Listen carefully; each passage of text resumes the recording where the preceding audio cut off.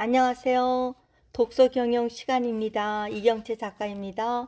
오늘은 책 실리콘밸리의 팀장들 가운데 일부의 실리콘밸리의 새로운 인간관계론에 관해서 나누겠습니다. 인간관계론의 첫 번째로 보니까 최고의 상사는 세 가지를 잘한다 이렇게 나와 있습니다. 상사는 결과에 대한 책임을 지는 사람이다. 상사는 스스로 모든 일을 정리하는 것이 아니다. 팀원들을 이끌면서 성과를 만들어내야 한다. 다시 말해 상사는 성과를 달성하기 위해 조직을 이끄는 사람이다. 그러면 상사의 중요한 세 가지 역할은 무엇일까요? 첫 번째로 조언입니다. 두 번째로 팀 구축입니다. 세 번째로 성과입니다. 이 모든 것을 상사가 책임져야 할 몫입니다. 이 말은 CEO나 중간 관리자 또 직원들의 관리하는 모든 이에게 똑같이 해당되는 세 가지의 역할입니다. 그러면 관리와 권력이 아닌 관계에서 문제인데 어떤 거가 있을까요? 큰 조직을 이끌고 있다면 모든 직원과 관계를 맺을 수가 없죠. 그렇다고 해서 직속 부하 직원에 대해서는 잘 알 수가 있습니다. 그러면서 많은 장애물을 뛰어넘어야 다음 단계로 가기 때문에 가장 먼저 가장 중요한 것으로 관계를 극복해야 합니다. 다음으로 갈등에 대한 두려움, 업무에 대한 경계에 대한 걱정, 신뢰를 잃을 두려움, 시간의 압박 이런 것들을 다 이겨내야지 관계를 잘 맺을 수 있다는 것입니다.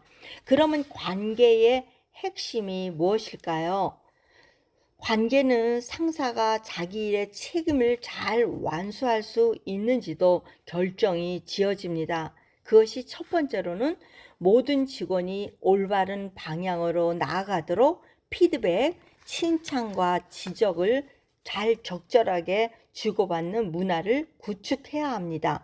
두 번째로는 피로와 권태를 이기고 팀 결속력을 높이기 위해서 동기를 부여하는 법을 알아내야 하는 것이 관계의 두 번째 핵심입니다.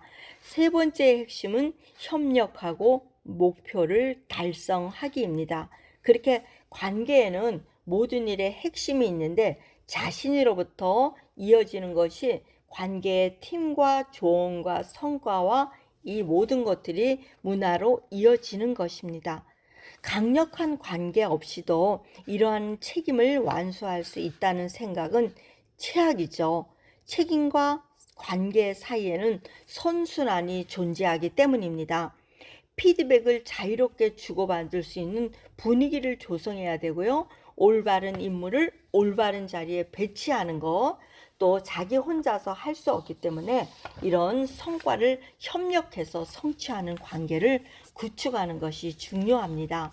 관계와 책임은 서로 긍정적으로 또는 부정적으로 강화합니다. 이러한 역동성에 따라서 상사는 앞으로 나아가거나 물에 빠져 떠내려간다거나 이런 일이 있습니다.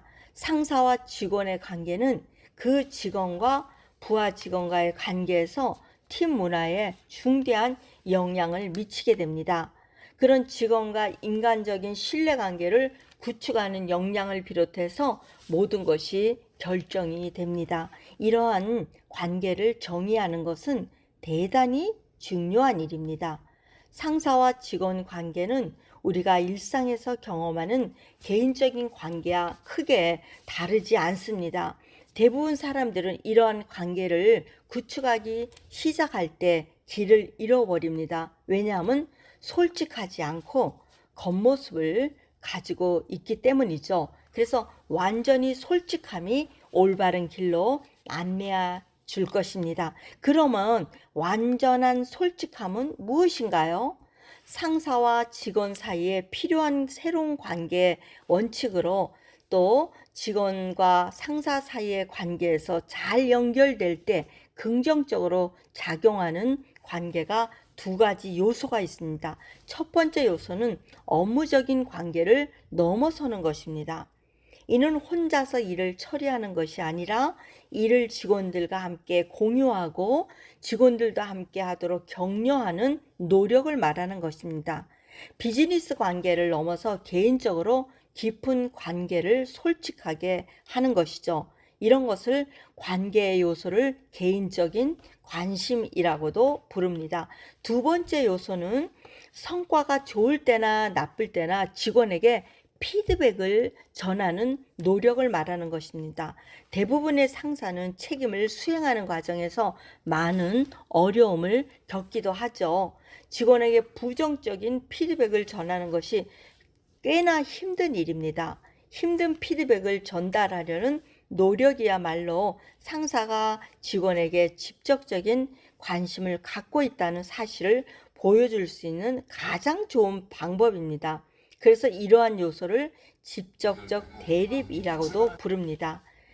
개인적인 관심과 직접적 대립을 연결하면 완전한 솔직함이 모습으로 드러냅니다. 완전한 솔직함의 상태가 될 때 신뢰를 구축하고 의사소통의 문을 열어 젖히고 목표를 달성할 수 있게 됩니다. 완전한 솔직함은 많은 이의 경영 딜레마에서 질문 던지는 것에서 두려움을 직면하고 직접적으로 해결해 줄 수 있는 것입니다. 그럼 완전한 솔직함이 무엇일까요? 또 완전한 솔직함은 아무런 이유 없이 의의를 제기하거나 사람들이 보는 앞에서 상대방을 비난하는 것이 아니고 개인적인 관심을 보여주지 않는 한 그러한 말과 행동이 완전히 솔직함과 아무 상관이 없습니다. 완전한 솔직함은 사소한 일로 트집을 잡는 것과는 거리가 멉니다. 직접적인 대립은 자신을 가지고 상대방에게 많은 에너지를 앗아가기 때문에 직접적인 대립을 하지 않는 것입니다. 따라서 정말로 중요한 일이지만은 그렇게 해야 됩니다. 인간적인 관계에서 최고의 원칙은 매일 사소한 문제에 세 가지를 입 밖으로 꺼내지 말고 묻어두는 것입니다. 완전한 솔직함에 모든 것이 통한다고 합니다. 개인적인 관심과 직접적 대립이라는 완전한 솔직함이 두 가지 요소를 주변 상황에서 민감하게 대립합니다. 이 두 가지를 말하는 것이 입이 아니라 듣는 사람의 귀에 평가가 됩니다. 완전한 솔직함은 성격 유형이나 재능 혹은 문화적 판단이 아니라 완전한 솔직함은 개인적인 관심을 기울이고 직접적인 대립에서 선의에서 우러난 것임을 전할 때 비로소 효과가 전달됩니다. 팀원에게 솔직함으로 인식된다는 것이 팀원들이 불쾌하지 않게 경계의 선을 넘어서 잘 전달될 수 있다고 하는 것을 느끼도록 하는 것이 중요합니다.